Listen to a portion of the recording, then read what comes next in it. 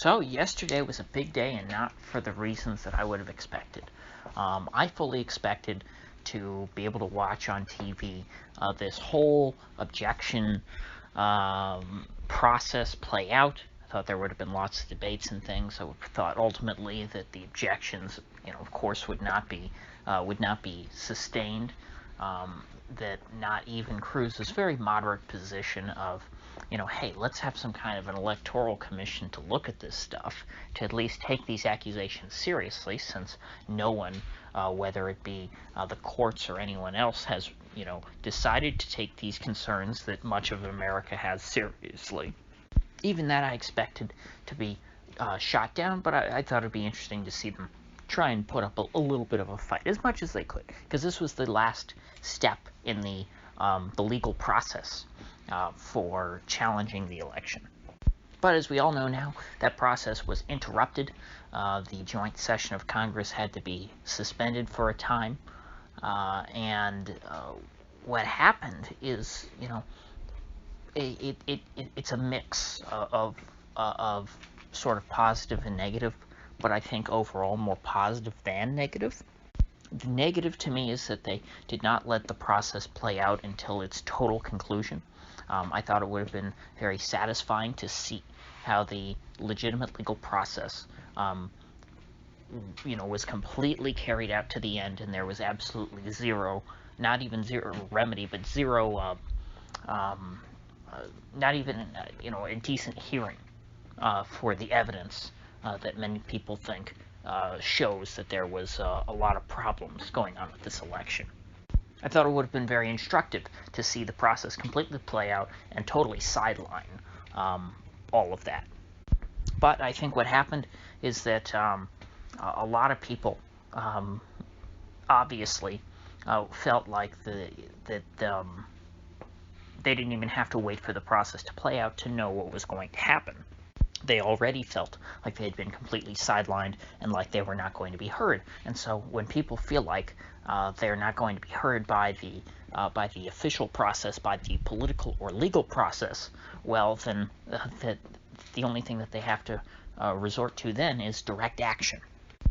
And so that meant marching down to the Capitol and getting close enough to these lawmakers, which is a horrible euphemism. I can't believe I just said lawmakers. To those parasites in Congress, so that they could literally hear their voices, so that their voices could, be heard in person. And there's a lot of people, particularly your DC conservative types and DC libertarian types, beyond even Republicans and things like that. And they're condemning all of this that went down. Very upset, obviously. Grr, how dare you? And I guess what their point is they're trying to compare this to Antifa and BLM last year, even though that went on for weeks without Democrats ever condemning it. And the greatest condemnation we got was Joe Biden tweeting enough, which well, I'm not sure how much of a condemnation that is of BLM and Antifa.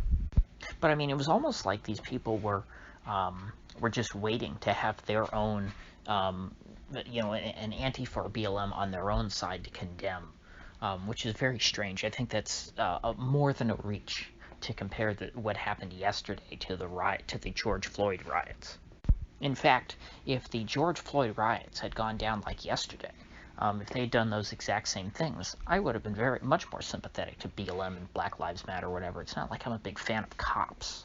I was not opposed to those people because of what their message was. I mean, even the idea of defunding abolishing the police, that doesn't necessarily scare me.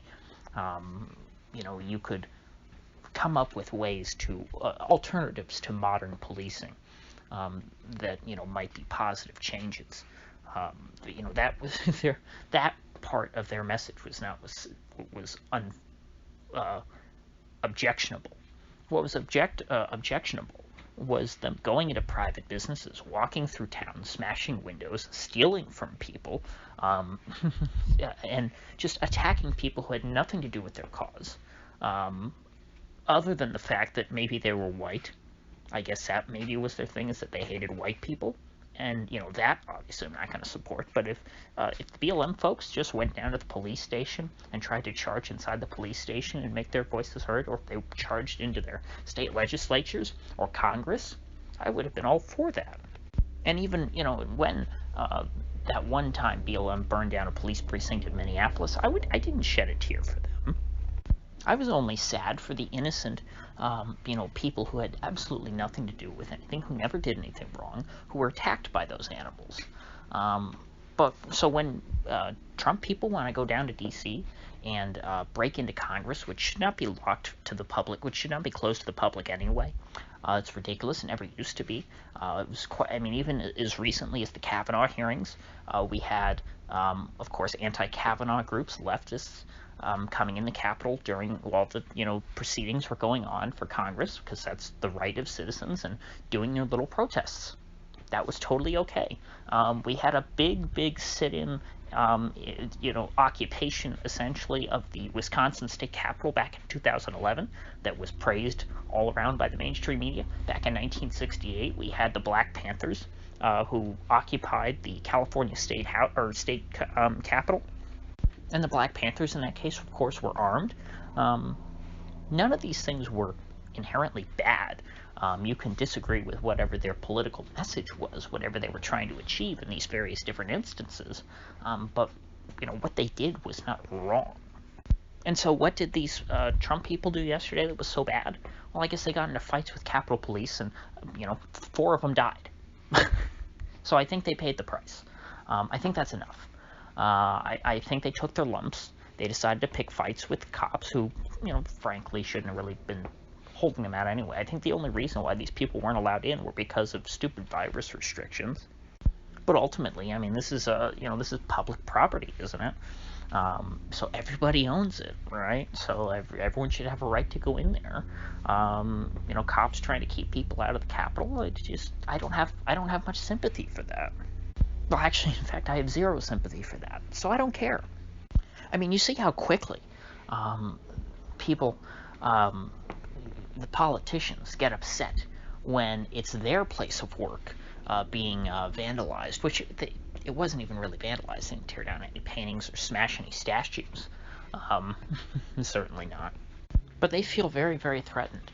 And they're much more alarmed than they were when, private businesses were under attack. And that's because for these people who truly buy into the civic religion, where the state is your god, the Capitol is, that's your high temple. It's truly sacred to these people, and that's disgusting. The Capitol is not a sacred building. It is a den of scum and villainy. And so I think all this moralizing, coming from the very same people who, as recently as a few weeks ago, were saying, well, protests shouldn't, protests don't have to be peaceful, or they shouldn't be peaceful, or nobody ever said protests should be peaceful, whatever it was that Cuomo said and all these other people said. I mean, this is going to fall on deaf ears now. Now all of a sudden you're trying to change the standard back to, oh, if the cops tell you can't move past this line, you have to listen to them, and you can't breach their little temporary fence that they put up. Oh, when an unarmed woman who's just, wanting to peacefully protest gets shot in the head and killed, that's okay.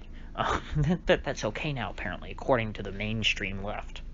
Ordinary Americans are not going to buy into that. And just in my travels yesterday, I didn't talk to anybody who was appalled by this and going, oh my gosh, this is so terrible. How could they? This is such a dark day for our country. No, people thought it was hilarious. Congress has what, like a 12% approval rating? Nobody likes them. And so this was cathartic. I don't know if it was productive, but what it did was it told a lot of people in this country that, hey, I guess I'm not the only one. And yesterday, I think, and I'll get into this tomorrow, yesterday, I think, was the beginning of something that could be very, very positive. But for now, I just wanted to make it clear, just for today, that there was nothing really objectionable about this. I mean, this would have been a perfect coup attempt if the CIA had staged it in a place like Bolivia. I mean, something very similar just happened in Bolivia last year against Evo Morales, and the CIA cheered that. The U.S. establishment cheered that. But I'm going to get into more detail about what this could mean for the future, what this could lead to tomorrow. So stay tuned for that. And for now, if you gain anything of value out of this video, I'd appreciate you clicking that like button and sharing this video. And if you haven't already, please do subscribe, because I do upload every day and I'd hate to have you miss one. So I'll see you folks back here tomorrow.